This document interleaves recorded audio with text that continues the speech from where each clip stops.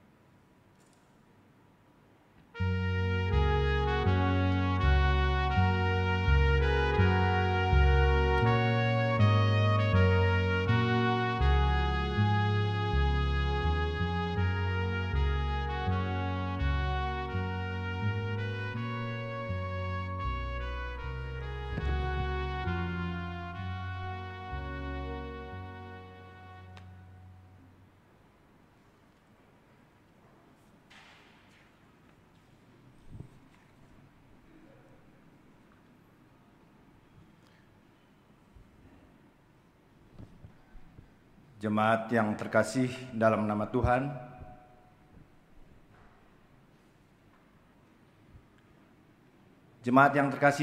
Tuhan,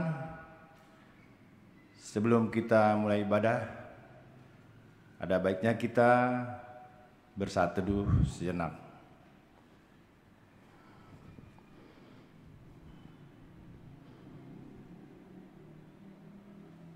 Kami seluruh majelis Gereja AKBP Kernolong mengucapkan selamat hari Minggu dan selamat beribadah bagi jemaat sekalian yang telah hadir di Gereja AKBP Kernolong ini.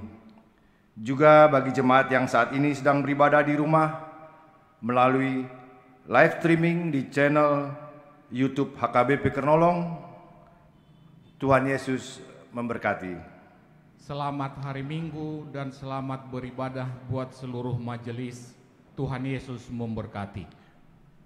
Minggu kita pada hari ini adalah Minggu ke-20 setelah Trinitatis, yang artinya Ketritunggalan Allah Bapa, Anak, dan Roh Kudus. Dan yang menjadi topik minggu kita adalah Yesus adalah air kehidupan. Dialah sumber hidup dan keselamatan kita. Yesus adalah air kehidupan. Di dalam Dia kita beroleh pengampunan dosa dan hidup yang kekal. Jawab Yesus kepadanya, "Barang siapa minum air ini, ia akan haus lagi. Tetapi barang siapa minum air yang akan kuberikan kepadanya, ia tidak akan haus untuk selama-lamanya. Sebaliknya, air yang akan kuberikan kepadanya akan menjadi mata air di dalam dirinya, yang terus-menerus memancar sampai kepada hidup yang kekal." Karena itu, marilah kita memuji nama Tuhan dengan bernyanyi dari buku Ende nomor 573 ayat 1 dan ayat 2. Puji Yesus si Palua.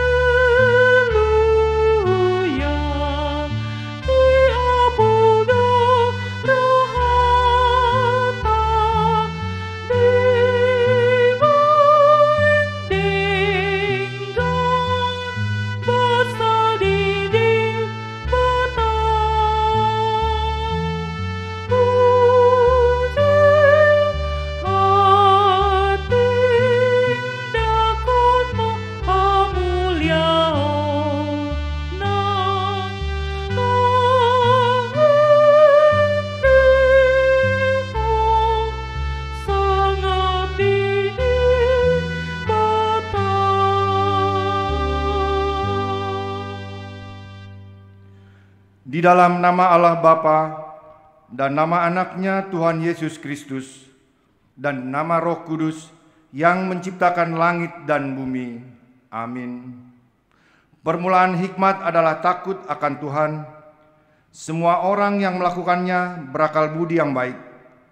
Puji-pujian kepadanya tetap untuk selama-lamanya. Haleluya. Haleluya. Haleluya. Haleluya.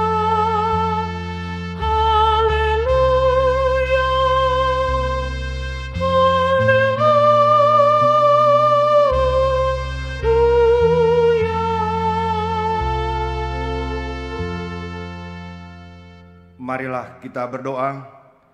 Ya Tuhan Allah, Bapa kami yang Maha Kuasa, Engkau adalah kudus dan kami adalah orang yang berdosa. Namun Engkau melindungi orang yang percaya dan datang berserah kepadamu. Karena itu kami datang memohon kasih-Mu. Janganlah tolak kami dari hadapan-Mu. Berilah kami hati yang setia mendengar firman-Mu, agar kami dapat melaksanakan kehendak-Mu. Di dalam Yesus Kristus Tuhan kami. Amin.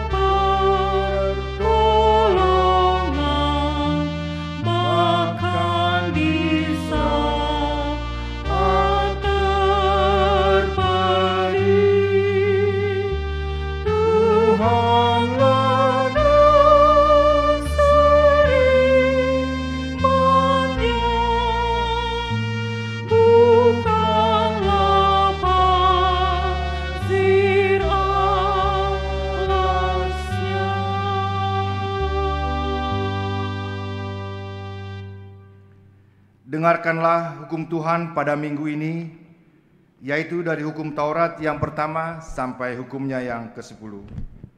Beginilah hukum Tuhan. Hukum yang pertama, Akulah Tuhan Allahmu, jangan ada padamu Allah lain di hadapanku. Hukum kedua, jangan perbuat bagimu patung yang menyerupai apapun yang ada di langit, atau yang ada di bumi, atau yang ada di dalam air di bawah bumi, untuk disembah atau bertakwa kepadanya. Hukum ketiga, jangan menyebut nama Tuhan Allahmu dengan sembarangan, sebab Tuhan akan menghukum orang yang menyia-nyiakan namanya. Hukum keempat, ingat dan kuduskanlah hari Sabat. 6 hari lamanya engkau akan bekerja dan melakukan segala pekerjaanmu. Tetapi pada hari yang ke-7 adalah hari Sabat Tuhan Allahmu, maka jangan melakukan sesuatu pekerjaan, engkau dan anakmu laki-laki, atau anakmu perempuan, atau hambamu laki-laki, atau hambamu perempuan, atau hewanmu, atau orang asing yang berada di tempat kediamanmu. Sebab 6 hari lamanya Tuhan menjadikan langit dan bumi, laut dan segala isinya, dan Ia berhenti pada hari yang ke-7. Itulah sebabnya Tuhan memberkati hari Sabat dan menguduskannya. Hukum kelima, hormatilah ayah dan ibumu, supaya lanjut umurmu di bumi yang diberikan Tuhan Allahmu kepadamu. Hukum keenam, jangan membunuh. Hukum ketujuh, jangan berzina. Hukum kedelapan, jangan mencuri. Hukum kesembilan, jangan mengucapkan saksi dusta terhadap sesama manusia. Hukum ke-10, jangan mengingini rumah sesamamu, jangan mengingini istrinya atau hambanya laki-laki, atau hambanya perempuan, atau lembunya, atau keledainya, atau apapun yang dimiliki sesamamu. Bagaimanakah firman Tuhan tentang ke-10 hukum itu? Aku, Tuhan Allahmu, adalah Allah yang cemburu, yang membalaskan kesalahan bapa kepada anak-anaknya, kepada keturunannya yang ketiga dan keempat dari orang yang membenci aku. Tetapi aku menunjukkan kasih setia kepada beribu-ribu orang, yaitu mereka yang mengasihi aku dan berpegang pada perintah-perintahku. Demikian hukum Tuhan. Marilah kita meminta kekuatan kepada Tuhan untuk dapat melakukan yang sesuai dengan hukum-Nya. Ya Tuhan Allah, kuatkanlah kami melakukan yang sesuai dengan hukum-Mu. Amin.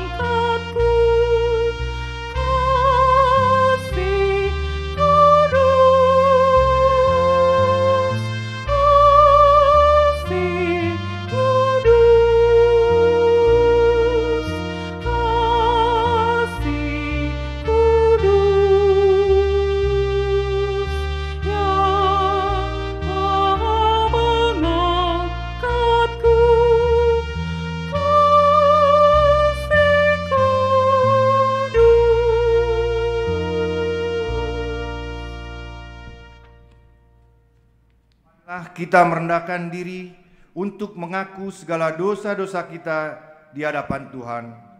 Kita berdoa. Ya Tuhan Allah Bapa Tuhan kami, Yesus Kristus, Engkaulah Tuhan, Engkaulah Allah yang Maha Kuasa pencipta segala sesuatu. Engkau adalah adil menghakimi semua orang. Kami datang ke hadapan-Mu mengaku segala dosa kami yang kami lakukan karena melanggar hukum-Mu, baik melalui perkataan kami yang tidak benar, maupun karena nafsu keinginan duniawi yang selalu mempengaruhi kami. Kami patut mendapat murka Tuhan akibat dosa kami itu, tetapi Engkau adalah Tuhan pengasih dan penyayang. Kasihanilah kami, ampunilah segala dosa-dosa dan kesalahan kami di dalam Anak-Mu Tuhan Yesus Kristus.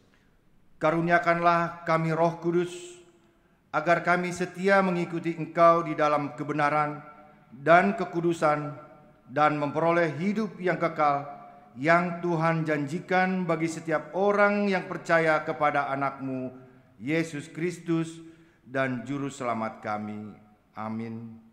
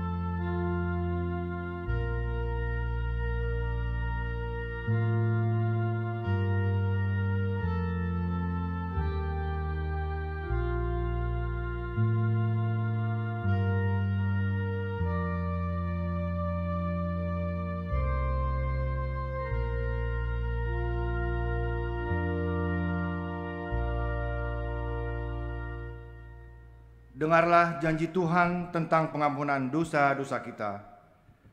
Dia yang tidak mengenal dosa telah dibuatnya menjadi dosa karena kita, supaya dalam Dia kita dibenarkan oleh Allah. Kemuliaan bagi Allah di tempat yang maha tinggi. Amin.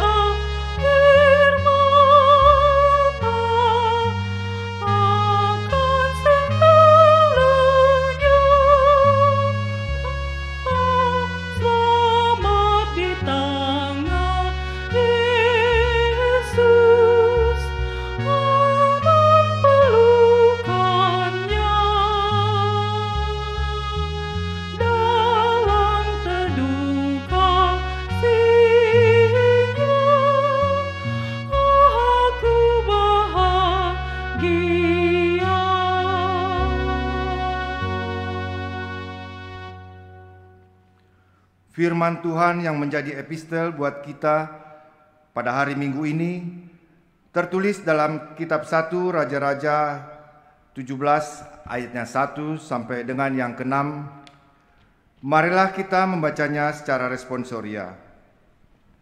Lalu berkatalah Elia, orang Tisbe dari Tisbe Gilead kepada Ahab, demi Tuhan yang hidup, Allah Israel yang kulayani, sesungguhnya tidak akan ada embun atau hujan pada tahun-tahun ini, kecuali kalau kukatakan. Kemudian datanglah firman Tuhan kepadanya. Pergilah dari sini, berjalanlah ke timur, dan bersembunyilah di tepi sungai Kerit di sebelah timur sungai Yordan. Engkau dapat minum dari sungai itu, dan burung-burung gagak telah kuperintahkan untuk memberi makan engkau di sana. Lalu ia pergi dan ia melakukan seperti firman Tuhan. Ia pergi dan diam di tepi sungai Kerit di sebelah timur sungai Yordan. Pada waktu pagi dan petang, burung-burung gagak membawa roti dan daging kepadanya, dan ia minum dari sungai itu. Demikian firman Tuhan. Berbahagialah orang yang mendengar firman Tuhan serta memeliharanya. Amin.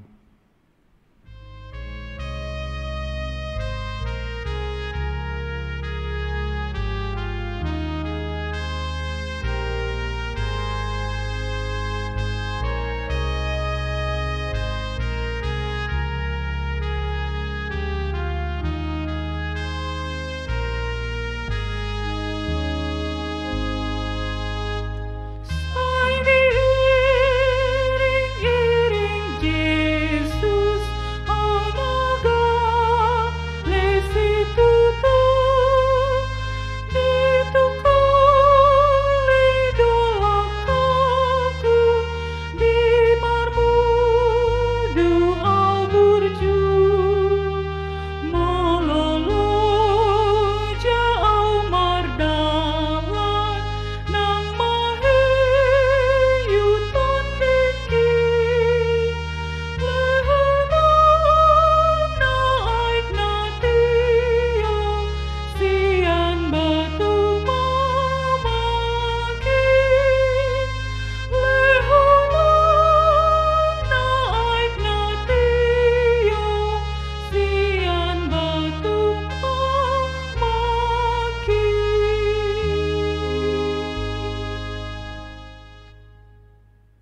marilah kita bersama-sama mengaku iman kepercayaan kita sebagaimana saudara-saudara seiman di seluruh dunia. Kita bersama-sama mengucapkannya. Aku percaya kepada Allah, Bapa yang Maha Kuasa, Khalik langit dan bumi. Aku percaya kepada Yesus Kristus, Anak-Nya yang tunggal Tuhan kita, yang dikandung daripada Roh Kudus, lahir dari anak darah Maria, yang menderita sengsara di bawah pemerintahan Pontius Pilatus, disalibkan, mati dan dikuburkan, yang turun ke dalam kerajaan maut. Pada hari yang ketiga, bangkit pula dari antara orang mati, naik ke surga, duduk di sebelah kanan Allah, Bapa yang Maha Kuasa. Dari sana akan datang kelak untuk menghakimi orang yang hidup dan yang mati. Aku percaya kepada Roh Kudus dan adanya satu gereja yang kudus dan am, persekutuan orang kudus, pengampunan dosa, kebangkitan daging dan hidup yang kekal. Amin.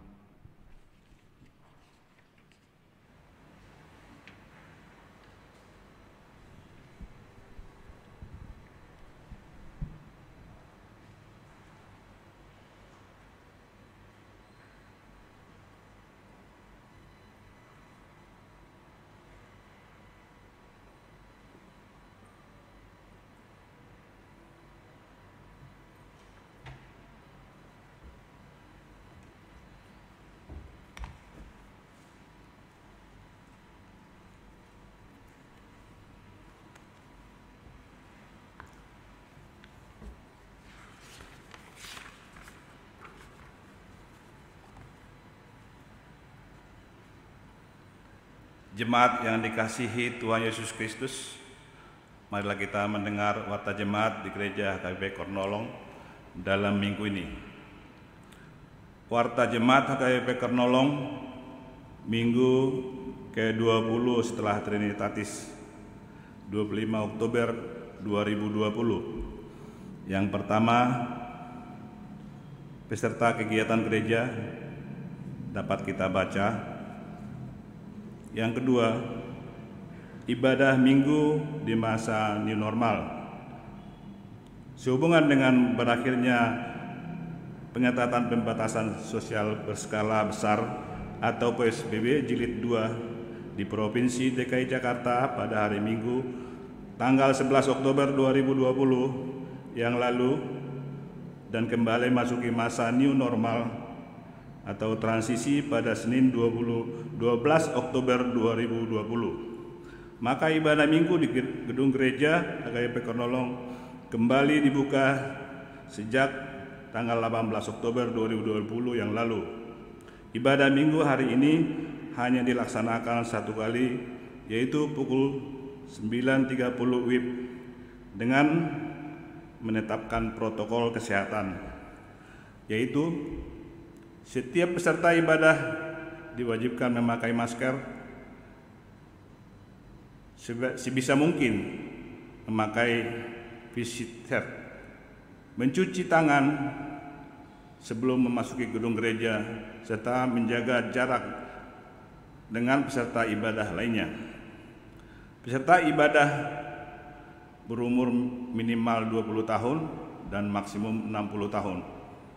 Berbadan sehat, tidak sedang sakit, tidak sedang hamil. Peserta ibadah maksimum 130 orang. Disinfektasi ruang ibadah telah dilaksanakan oleh gugus tugas sebelum ibadah dimulai. Ibadah minggu ini ditayangkan juga secara live streaming di channel YouTube HKBP Kornolong untuk dapat diikuti warga jemaat yang beribadah di rumah masing-masing. Demikian diberitahukan. Tuhan Yesus memberkati. Yang ketiga, berita pernikahan. Warta kedua, pada hari Sabtu 17 Oktober 2020 di Gereja Menteng Lama, Jalan Halimun nomor 8 Guntur, Setiabudi, Jakarta Selatan telah dilaksanakan acara perjanjian nikah atau pertupulan antara saudara Martin Silalahi, putra keluarga Amang Madong Silalahi almarhum dan Inang Elis Boru Simarangkir almarhum, warga jemaat HKBP Pardomuan, Resort Pardomuan, alamat Jalan Gajah Mada, Sebangan, Duri, Riau, dengan tunangannya Saudari Elizabeth Rap Leonard P. Gorat Boru Pasaribu, putra keluarga Amang Insinyur David Buntu Angin Pasaribu almarhum, dan Inang Tarida Sita Valentina Boru Manurung Marpaung, warga jemaat WIK 8 Johar Baru HKBP Kernolong Resort Jakarta, alamat Jalan Keramat Jaya Baru D2 RT 2 RW 10 Jakarta Pusat. Ibadah perjanjian nikah dilayangkan oleh Amang Pendeta Maurikson Silitonga, Inang Sintua Tati Rida N. Asibuan Boru Simarangki Boru Samosir dan Amang Casi Batahi Mula Tua Luban Tobing.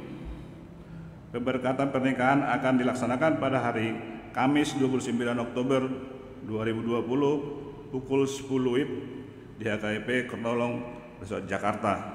Demikian diberitahukan karena Tuhan Yesus memberikan persiapan dan rencana pernikahan. Yang keempat, pertanyaan WIK gabungan. Pertanyaan WIK gabungan virtual akan dilaksanakan pada hari Selasa tanggal 27 Oktober 2020 waktu pukul 19 WIB bertempat di rumah masing-masing. Bentuk acara virtual menggunakan aplikasi Zoom atau live streaming di channel YouTube HKBP Kernolong. Diharapkan segenap warga jemaat mengikutinya. Demikian diberitahukan, Tuhan Yesus memberkati. Yang kelima, acara syukuran ulang tahun ke-101 HKBP Kernolong. Sehubungan dengan rencana acara syukuran ulang tahun ke-101 HKBP Kernolong yang akan dilaksanakan pada hari Minggu tanggal 1 November 2020. Waktu pukul 9 sampai pukul 10 WIB acara ibadah. Pukul 10 sampai 12 WIB acara syukuran. Acara ibadah dan syukuran dilaksanakan di ruang ibadah umum lantai 2. Tempat di gedung gereja dan rumah warga jemaat. Majelis tabisan dan 5 orang utusan warga jemaat masing-masing WIK hadir di gedung gereja, sedangkan warga jemaat lainnya mengikutinya dari rumah. Bentuk pesta live streaming di channel YouTube HKBP Kernolong. Maka panitia telah mengedarkan surat permohonan sumbangan kepada Sintua WIK untuk disampaikan warga jemaat dengan tujuan untuk mendukung keuangan gereja. Panitia mengharapkan kontribusi secara sukarela dari segenap warga jemaat berupa pengumpulan dana yang bisa diserahkan melalui salah satu dari 2 cara berikut. Yang pertama, melakukan transfer ke rekening bank HKBP Kernolong di Bank BNI Keramat Raya dengan nomor rekening 10530173. Kemudian yang cara kedua, mengisi daftar sumbangan atau donasi yang akan diedarkan oleh Sintua WIK masing-masing.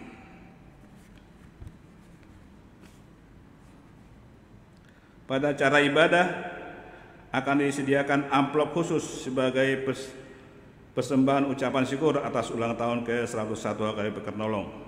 Sehubungan dengan situasi pandemi COVID-19, maka pemberian Sipalasroa bagi warga jemaat yang berulang tahun ke-70 dan ulang tahun ke-50 pernikahan akan dilaksanakan di perayaan ulang tahun gereja ke-102 di bulan September 2021. Demikian diberitahukan, Tuhan Yesus memberkati. Yang keenam, ibadah sekolah minggu dapat kita baca. Yang ketujuh, sermon virtual seksi-seksi dapat kita baca. Yang kedelapan, persembahan ibadah minggu. Pengumpulan persembahan hari ini, Minggu 25 Oktober 2020, dilakukan satu kali setelah khotbah. Pembagian persembahan tersebut untuk Huria dan untuk kantor pusat akan dilakukan oleh Majelis Tabisan.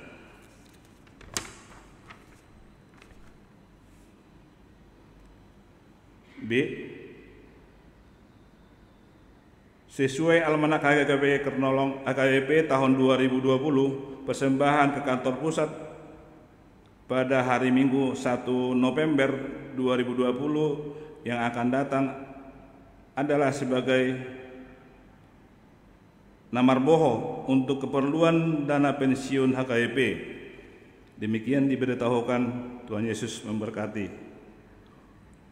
Nomor 9, ibadah harian, ibadah malam dapat kita baca.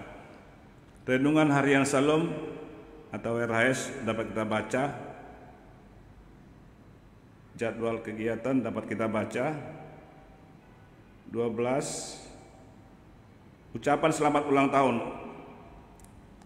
Warga jemaat dan majelis menyampaikan selamat ulang tahun kepada saudara-saudara yang berulang tahun. Firman Tuhan bagi yang berulang tahun diambil dari Yeremia 17 ayat 7. Diberkatilah orang mengandalkan Tuhan yang menaruh harapannya pada Tuhan. Nama-nama yang berulang tahun dapat kita baca. 13, warga jemaat yang sakit. Marilah kita bawakan dalam doa untuk kesembuhan warga jemaat yang sakit, yaitu 1. Amang Yansen Hotman Hutapea, suami Inang Rumondang Range Juliana Borusiahan, dari WEK 1, dirawat di rumah sakit PGI Cikini ruang C8. Kedua, Ewen Monik Boru Hutapea, anak sekolah minggu, putra keluarga Amang Yansen Hotman Hutapea dan Inang Rumondang Range Juliana Borusiahaan, dari WEK 1, dirawat di rumah sakit PGI Cikini ruang F. Yang ketiga, Efraim Novin Hasiholan Hutapea, anak sekolah minggu, putra keluarga Amang Yansen Hotman Hutapea dan Inang Rumondang Range Juliana Borusiahaan, dirawat di rumah sakit PGI Cikini ruang F. Yang keempat, Eben Hutapea, anak sekolah minggu, putra keluarga Amang Yansen Hotman Hutapea dan Inang Sumondang Range Juliana Borusiahaan, dari WEK 1 rumah sakit, dirawat di rumah sakit PGI Cikini ruang F. Dari nomor 5 sampai nomor 39, perawatan di dalam rumah. Yang ke-14, warta keuangan dapat kita baca. Yang ke-15, pemakaian gedung gereja dan ruang serbaguna dapat kita baca. 16, saran penjadwalan ulang acara pernikahan atau pertukulun, pemberkatan nikah, acara adat dapat kita baca. Demikianlah warta jemaat kita untuk minggu ini. Bagi warga jemaat yang sakit, Tuhan memberikan kesembuhan. Bagi warga jemaat yang berduka, Tuhan memberikan penghiburan. Bagi jemaat yang bersukacita, bersukacitalah dalam Tuhan. Amin. Oras.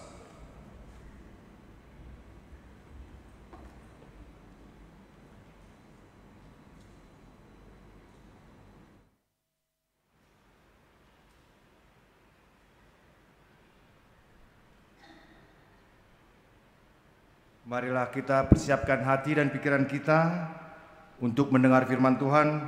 Kita bernyanyi dari pelengkap Kidung Jemaat, Yesusku Juru Selamatku.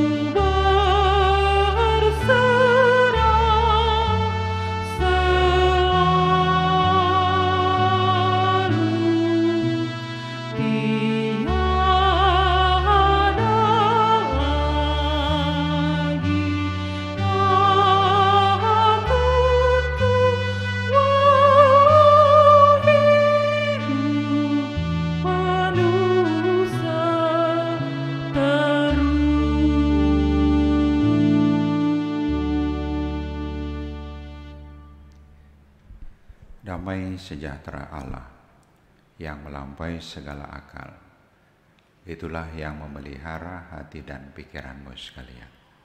Dalam Kristus Yesus Tuhan. Amin. Jemaat dan hadirin yang terkasih, selamat pagi, Shalom.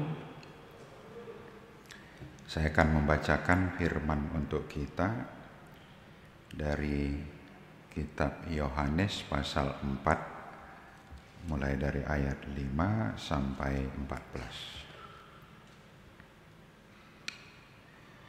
Maka sampailah ia ke sebuah kota di Samaria yang bernama Sikar, dekat tanah yang diberikan Yakub dahulu kepada anaknya Yusuf. Di situ terdapat sumur Yakub. Yesus sangat letih oleh perjalanan, karena itu ia duduk di pinggir sumur itu. Hari kira-kira pukul 12, maka datanglah seorang perempuan Samaria hendak menimba air. Kata Yesus kepadanya, "Berilah aku minum," sebab murid-muridnya telah pergi ke kota membeli makanan. Maka kata perempuan Samaria itu kepadanya, "Masakan engkau seorang Yahudi minta minum kepadaku seorang Samaria? Sebab orang Yahudi tidak bergaul dengan orang Samaria." Jawab Yesus kepadanya, "Jikalau engkau tahu tentang karunia Allah, dan siapakah dia yang berkata kepadamu, 'Berilah aku minum,' niscaya engkau telah meminta kepadanya dan ia telah memberikan kepadamu air hidup."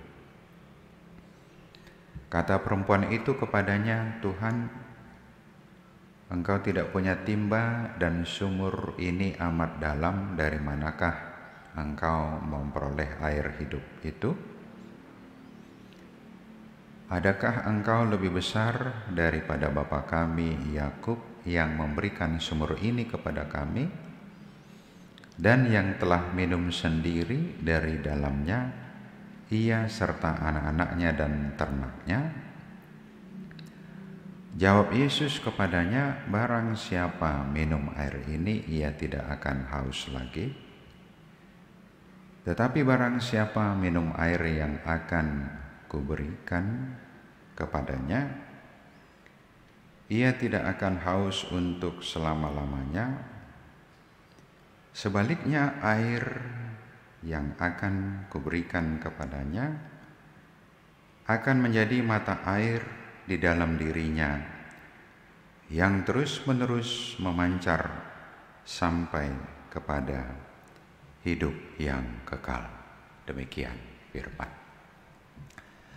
Bapak, Ibu, saudara-saudara yang terkasih, peristiwa ini yaitu perjumpaan dan percakapan antara Tuhan Yesus dengan perempuan Samaria atau seorang ibu yang berasal dari wilayah Samaria, telah membuka banyak wawasan keagamaan Kristiani. Apakah yang dimaksud dengan wawasan keagamaan? Wawasan keagamaan ialah paham ajaran Kristiani sendiri yang membuahkan sikap tertentu. Kita mengetahui sikap keagamaan yang dilandasi paham ajaran itu sangat kuat, sangat kaku.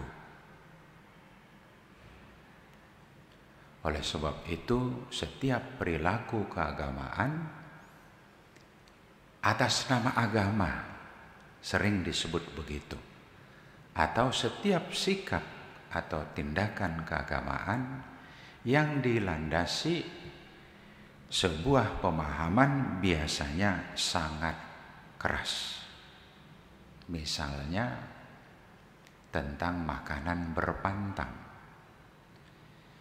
Jika dilandasi dengan Kisah Rasul 15, di mana orang percaya tidak boleh memakan darah, hal itu membuahkan sikap tentang namargota, karena jelas dikatakan dalam Kisah Rasul 15 tidak boleh memakan darah hewan yang masih ada darahnya. Maka demikianlah kita memetik banyak pelajaran dari peristiwa perjumpaan yang menjadi khotbah pada hari ini.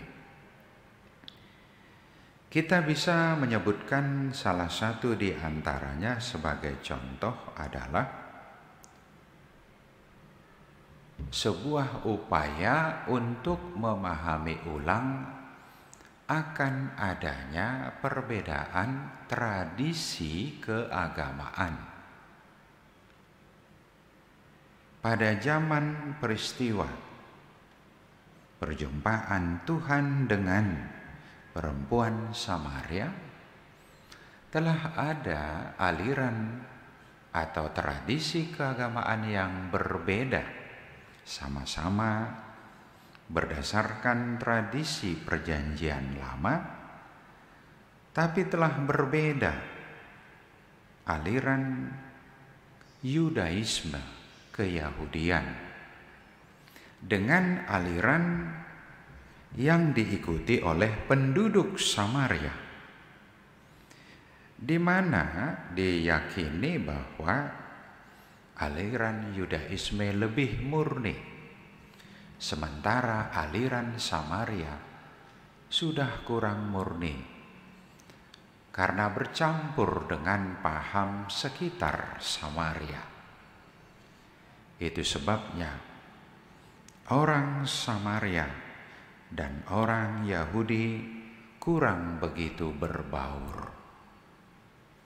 Kenapa ada orang Farisi yang takut-takut menolong korban di tengah jalan, termasuk juga diwarnai perbedaan tradisi keagamaan tadi, di mana dengan peristiwa orang Samaria yang baik hati justru memukul Yudaisme, justru orang Samaria yang dicap keagamaannya kurang murni, merekalah yang menunjukkan kasih sayang.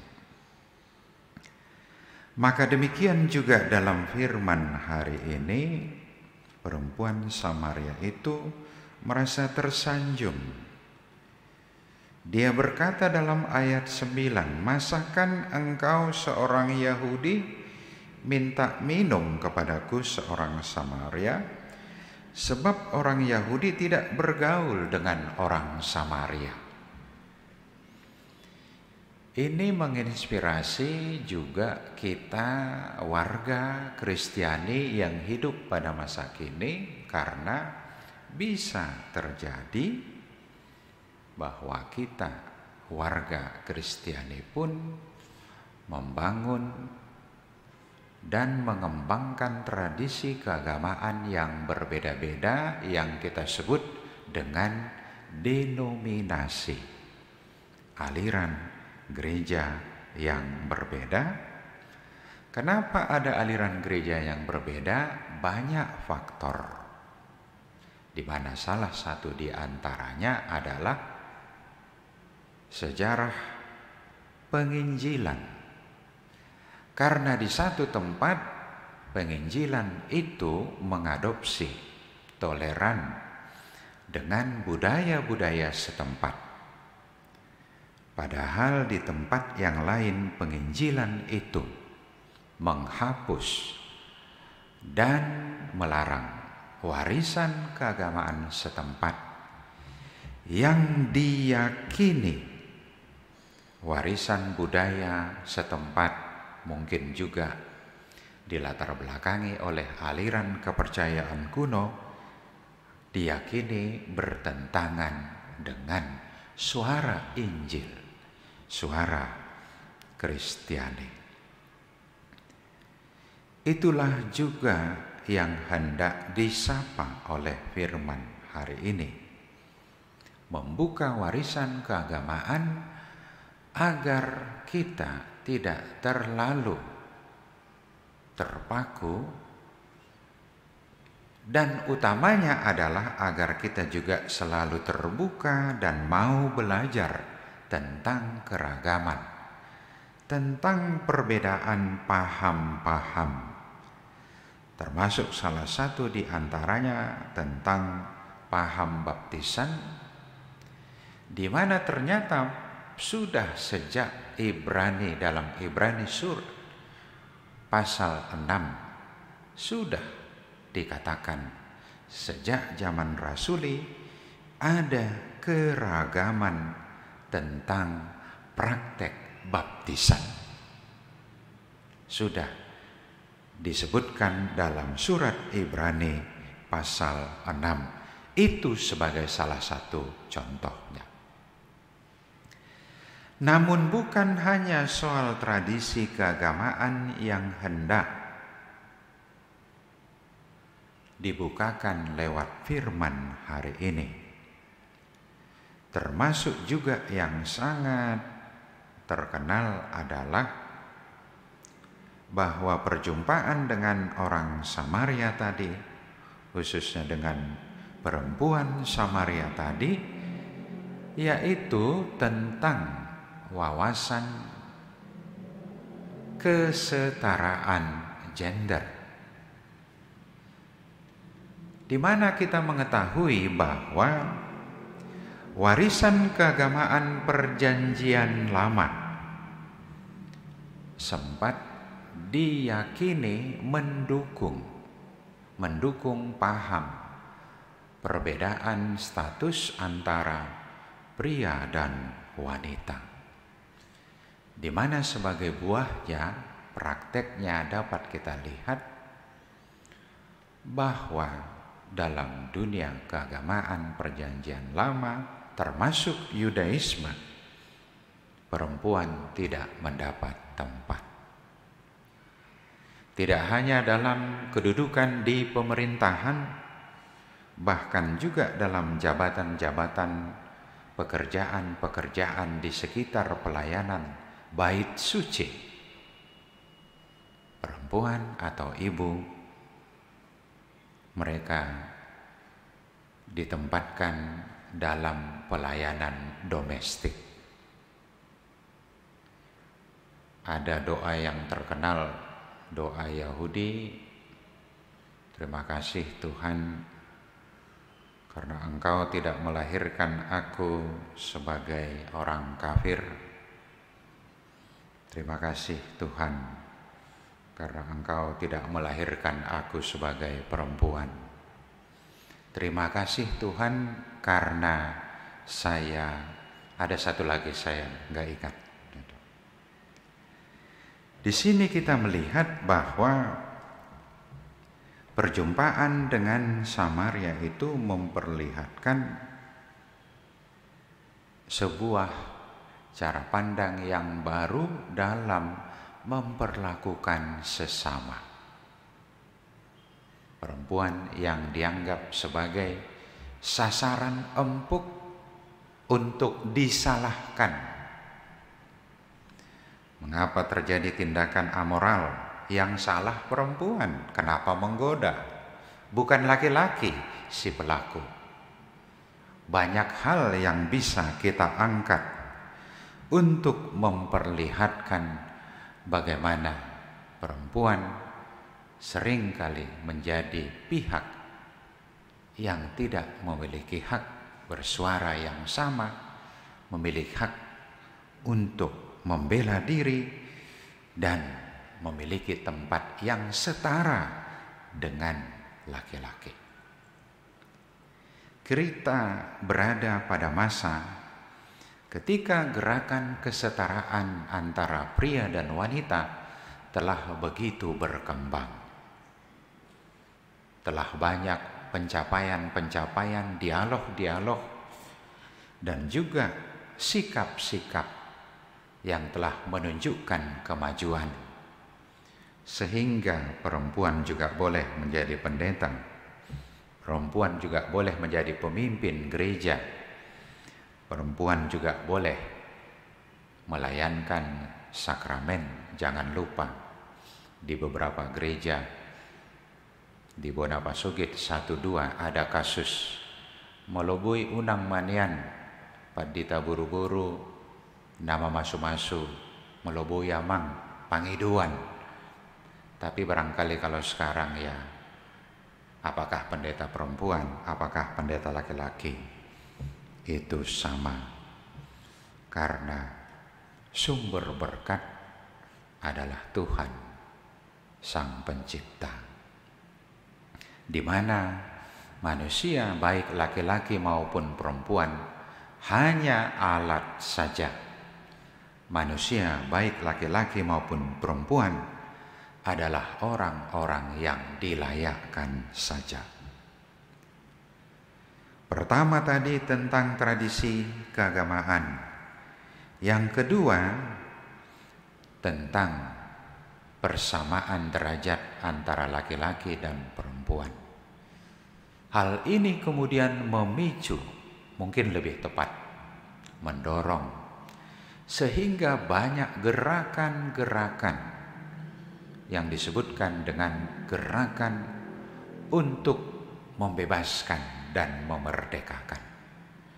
Sehingga terbangunlah banyak pandangan-pandangan yang baru untuk membuat agar terbangun masyarakat yang egaliter. Kalau dikatakan masyarakat yang egaliter, masyarakat yang sama-sama harkat dan martabatnya. Bukan hanya dilihat dari jenis kelamin, dilihat dari warna kulit. Kita mengetahui sejarah. Begitu lama kulit hitam ditempatkan sebagai warga kelas 2. Tapi pada akhirnya kulit hitam juga bisa menjadi presiden. Mungkin di luar soal jenis kelamin, soal warna kulit, status sosial yang berbeda, etnis yang berbeda, jumlah warga penduduk yang berbeda, bisa juga membuat tidak tercipta suasana yang saling menghormati. Tetapi apabila kita kembali kepada paham-paham keagamaan, maka kemudian kita diingatkan bahwa tentunya seluruh makna dan ajaran-ajaran keagamaan hendak membawa kehidupan yang lebih baik, di mana manusia beserta masyarakat mengalami kehidupan yang sejahtera di dalam keadilan dan kebenaran. Akhirnya yang ketiga, mungkin inilah yang paling penting, karena telah ditentukan dalam tema mingguan. Firman hari ini hendak menyapa kita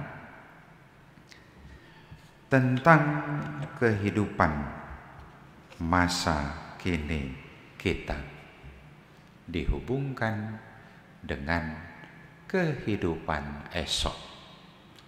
Makanya dikatakan Yesus adalah air kehidupan. Setiap yang berhubungan dengan Yesus dikaitkan dengan hidup dan kehidupan.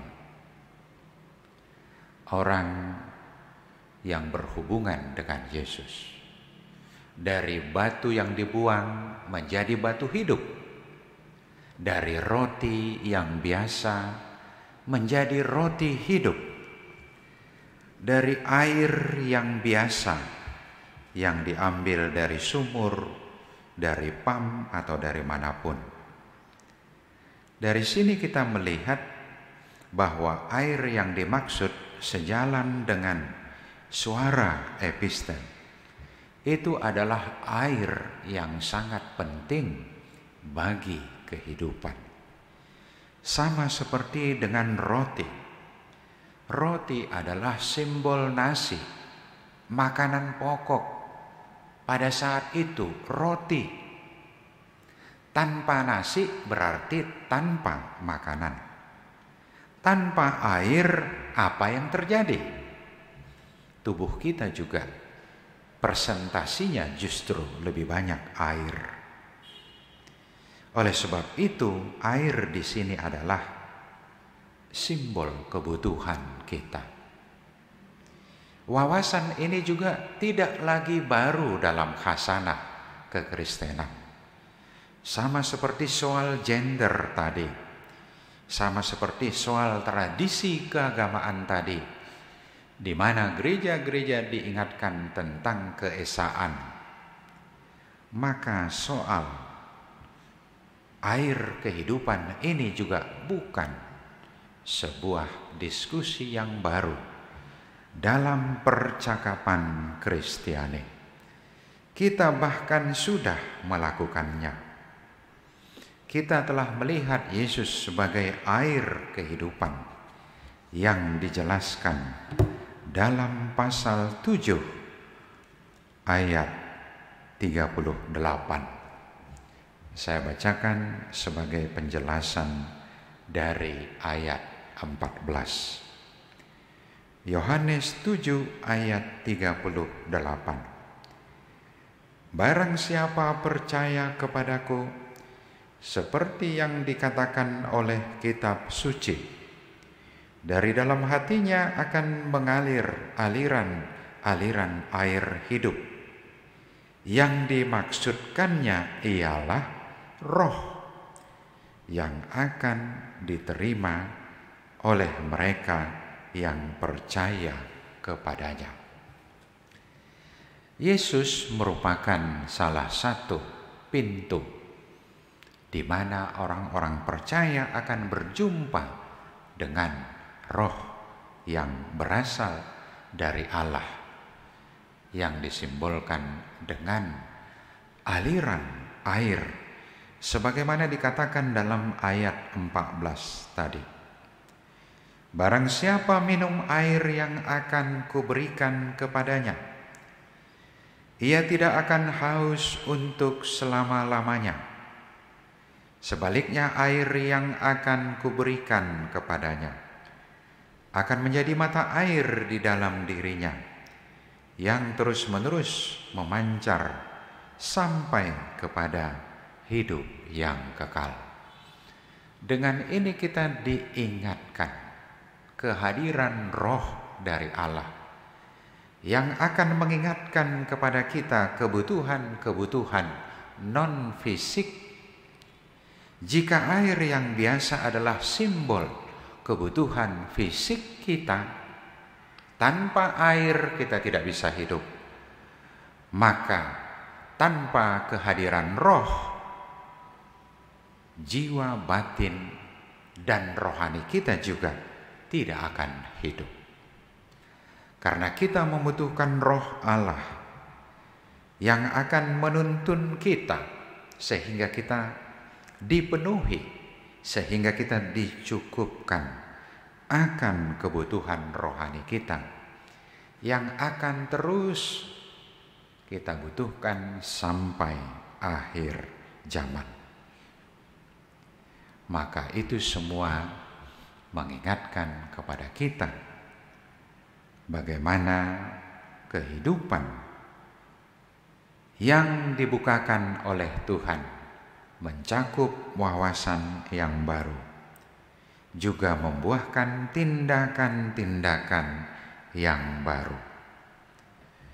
Pada awalnya kita mengatakan bahwa kekakuan wawasan keagamaan itu bersifat negatif kalau orang terlalu kaku.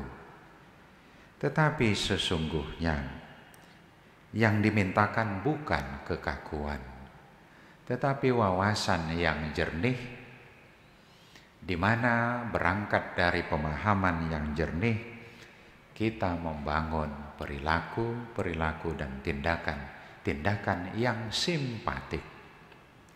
Wawasan keagamaan yang jernih tentunya melahirkan sikap-sikap keagamaan yang simpatik dan yang indah, sama seperti tadi, sehingga terbangun sikap komunikasi yang saling menghormati antara Yudaisme dengan Samaria, sehingga terjadi komunikasi yang baik antara laki-laki dan perempuan, sehingga juga terbangun sikap hidup yang baik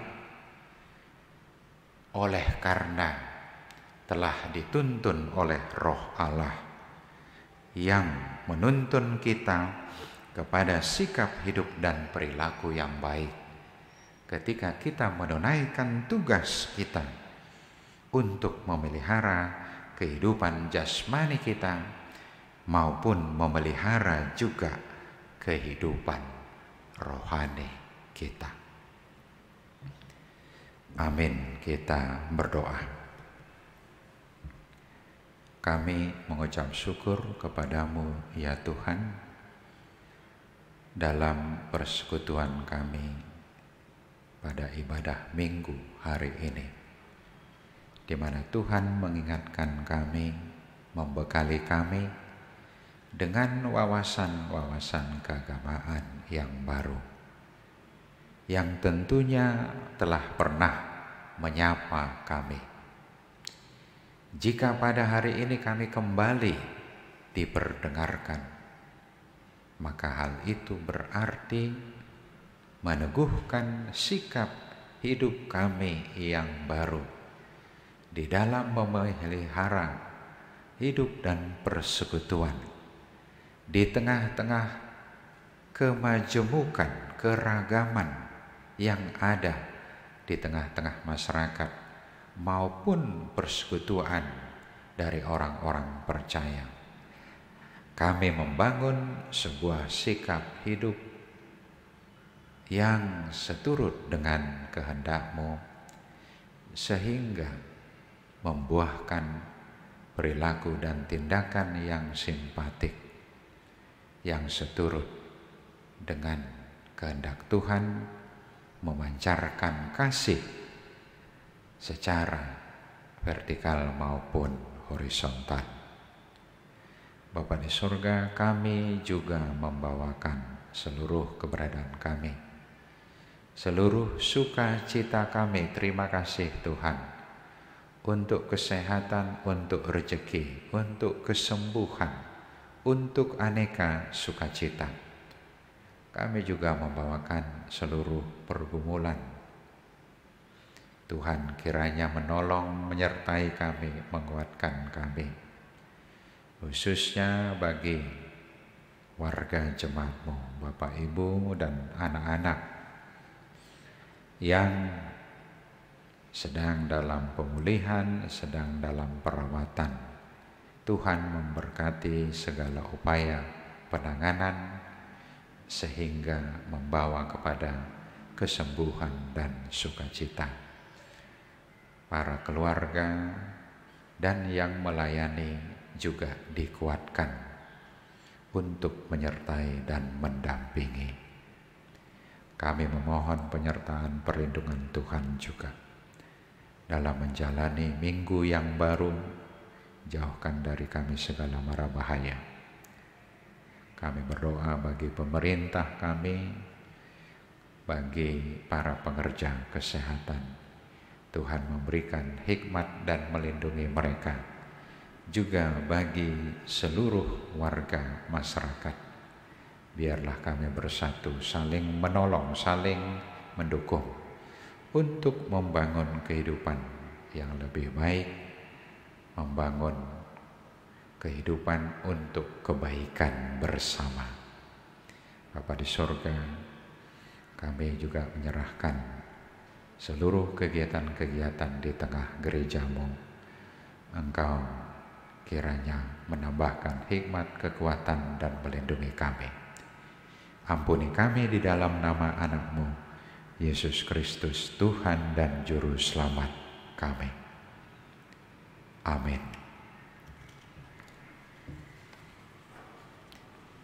Sambil mengumpulkan persembahan, nyanyian kita dari nomor 831.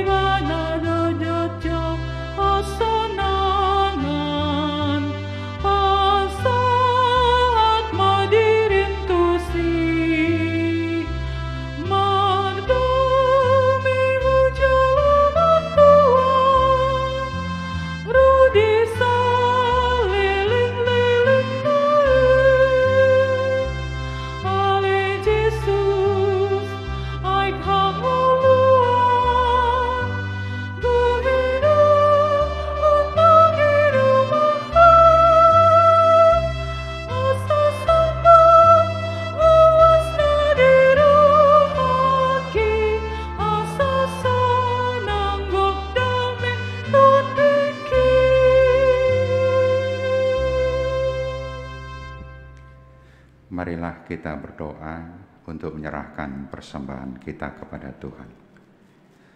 Ya Allah Bapa kami yang di surga, kami mengaku bahwa Tuhan adalah sumber dari segala karunia yang melimpah dalam kehidupan kami masing-masing. Sebahagian daripada karunia itu, kami serahkan kembali sebagai persembahan kepada Tuhan. Terimalah dan berkatilah persembahan umat-Mu ini, agar dapat kami pergunakan untuk pekerjaan dan pelayanan kerajaan Tuhan di dunia ini. Bukalah hati kami untuk mengenal betapa banyak berkat dan karunia yang kami peroleh dari Tuhan, supaya kami senantiasa bersyukur kepadamu. Di dalam nama Yesus Kristus Tuhan kami. Amin.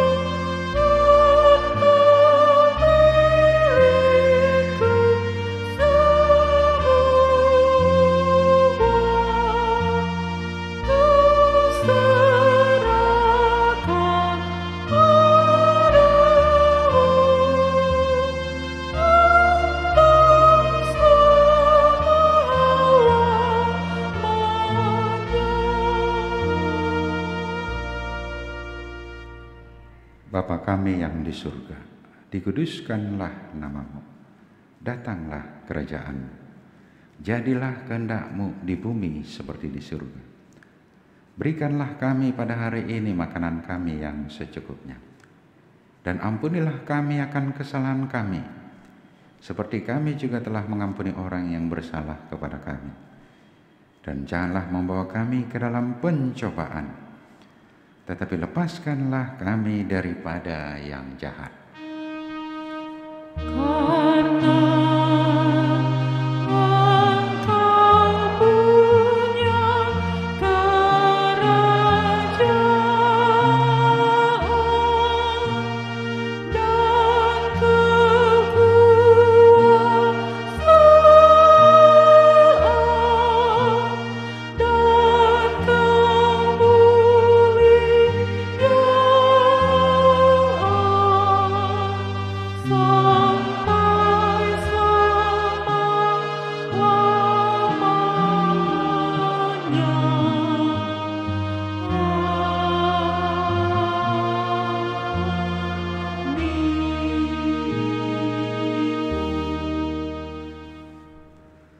Tuhan memberkati engkau dan melindungi engkau. Tuhan menyinari engkau dengan wajah-Nya dan memberi engkau kasih karunia. Tuhan menghadapkan wajah-Nya kepadamu dan memberi engkau damai sejahtera.